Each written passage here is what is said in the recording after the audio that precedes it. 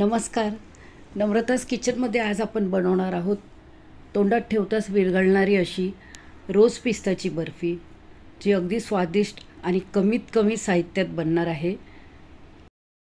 तर चला आपण बनवायला सुरुवात करूया. तर इथे मी घेतलेला आहे 1 कप डेसिकेटेड कोकोनट आणि 2 वेलची सोलून मी ह्याच्यात घातलेली आहे.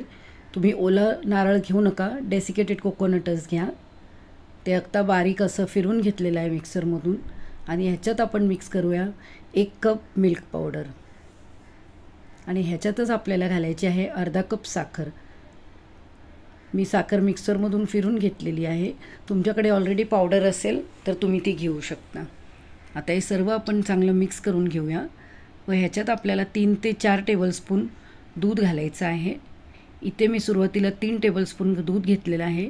जर आपल्याला आवश्यकता वाटली तर आपण अजून दूध घालूया. व इथे पेपरवर असे पिस्त्याचे क्रश करून पिस्ता ठेवलेला आहे आणि आपण जो मिल्क पावडरचा आणि डेसिकेटेड कोकोनटचा गोळा केलेला त्याचा अर्धा भाग मी घेतलेला आहे. तर ह्याला आपण चांगलं असं जाडसर थोडंसं लाटून घेऊया व आपण जो पिस्ता क्रश करून घेतलेला आहे त्याच्यावर आपल्याला हे असं ठेवायचं आहे. ही बर्फी खूपच छान लागते खायला. 3 ते 4 दिवस तुम्ही फ्रीजमध्ये ठेवू शकता.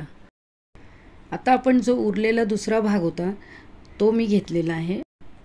ह्याच्यात मी 2 टेबलस्पून रोज सिरप घातलेला आहे. त्याच्याने रोजचा फ्लेवरही येईल आणि चांगला पिंक कलरही येणार आहे.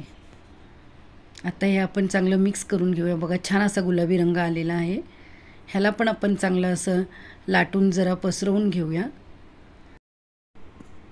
आणि आता आपण अगोदर जे लाटून घेतलेलं त्याच्यावर आपल्याला हे ठेवायचं आहे व हे थोडं असं हाताने आपण चांगलं व्यवस्थित करून घ्यायचं. ह्याच्यावर तुम्हाला जे असे कट दिसत आहेत त्याची चिंता करू नका. ते आपण हाताने असं सारखं एकदम करू शकतो.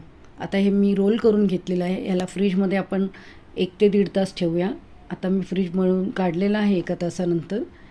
ह्याचे पण पीसेस करून घ्या. बघा छान असे सेट झालेली आहे आपली मिठाई. तुम्हाला पाहिजे तसा आकार तुम्ही ह्याला देऊ शकता. तुम्हाला ही रेसिपी कशी वाटली ते मला कमेंट करून सांगा व आपलं चॅनल नम्रता's किचन ह्याला लाईक शेअर सबस्क्राईब करा.